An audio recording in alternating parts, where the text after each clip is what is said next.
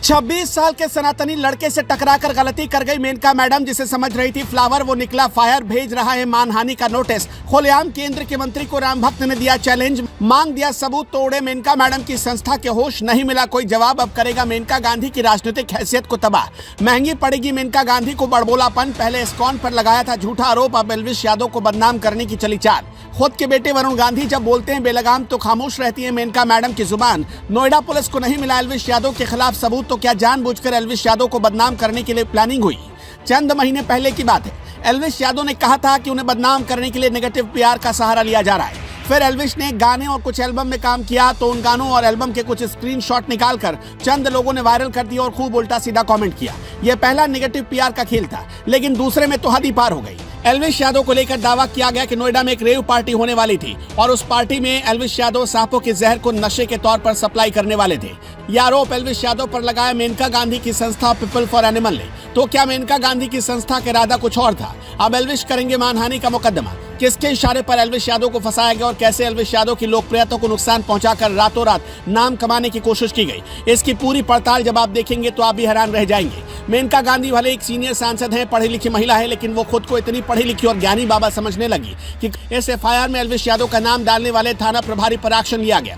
अब इस मामले में नोएडा सेक्टर 49 के थाना प्रभारी पर गाज गिरी है। इस कार्रवाई पर commissioner law and order Anand Kulkarni ने नोएडा सेक्टर 49 के थाना प्रभारी को लाइन हाजिर कर लिया, क्योंकि वो बढ़ते क्राइम को रोकने में नाकाम दिख रहे थे। और विवेचना हुई तो उसमें पाया गया कि एल्विश को फंसाने वाला अधिकारी काम में लापरवाही बरत रहा है, जिसके बाद नोएडा सेक्टर 49 के थाना प्रभारी संदीप चौधरी को लाइन हाजिर किया गया। लेकिन इस मामले में बहुत सारे सवाल खड़े हो रहे हैं। मेनका गांधी जैसे एक सीनियर नेता को क्या ये सूट करता है कि बिना सबूत के एक 26 साल के लड़के के खिलाफ इतना गंभीर आरोप लगा देना? मेनका गांधी और उनकी संस्था ने यह भी नहीं सोचा कि अगर वो सबूत पेश नहीं कर पाए और नोएडा पुलिस ने उस लड़के के खिलाफ कोई एक्शन ले लिया तो उसकी पूरी जिंदगी खराब हो सकती है। खैर, अब जरा बात नोएडा पुलिस की करते हैं। एल्विश के खिलाफ एफआईआर दर्ज हुए 3 दिन से ज्यादा बीत गए, लेकिन अभी तक कोई एक्शन नहीं हुआ। एक्शन तो छोड़िए, जब कोटा पुलिस ने एल्विश यादव को रोका तो नोएडा पुलिस ने यह कहते हुए छोड़ दिया कि एल्विश वांटेड नहीं है। नोएडा पुलिस बाकियों की तरह एल्विश को सिर्फ इसलिए गिरफ्तार नहीं कर पाई है क्योंकि उसने एफआईआर तो दर्ज कर लिया, लेकिन सबूत नहीं जुटा पाई। खबर यह है कि एल्विश को पूछताछ के लिए अब बुलावा भेजा गया है। हम आपसे एक सवाल पूछते हैं, अगर कहीं कोई मामला हो जाए और कोई पकड़ा जाए, उसने जानबूझकर आपका नाम ले लिया, तो क्या आप इस पूरे मामले में दोषी हो जाएंगे? नहीं ना। एल्विश के साथ भी कुछ ऐसा ही हुआ है। आमतौर पर कोई एफआईआर दर्ज होती है तो उसके बाद आरोपी को पूछताछ के लिए बुलाया जाता है, लेकिन पुलिस को अच्छे से पता है कि एल्विश का नाम आते ही मामला हाई प्रोफाइल हो गया, इसलिए पुलिस ने भी एल्विश पर हाथ नहीं डाला।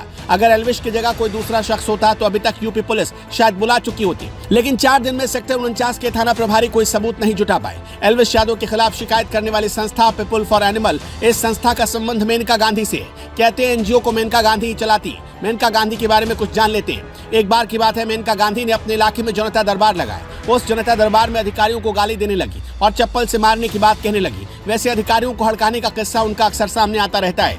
मेनका गांधी इस्कॉन जैसी संस्था पर गौवंशों को कसाईयों के हाथ बेचने का आरोप लगा चुकी है। मामला जब कोर्ट में गया तो मेनका गांधी इसका सबूत नहीं दे पाए। इस्कॉन ने मेनका के बड़बोलेपन के चलते उन्हें 100 करोड़ रुपए के मानहानि का नोटिस भेजा है। इसलिए जिन मेनका गांधी की बातों में आकर कुछ लोग एल्विश यादव को दोषी मानने लगे हैं, वो असली खेल तो समझ ही नहीं पा रहे। वैसे आपको क्या लगता है, इस मामले में एल्विश को फंसाया गया या एल्विश ने सचमुच ऐसा किया है? आपकी राय हमें कमेंट बॉक्स में जरूर बताएं।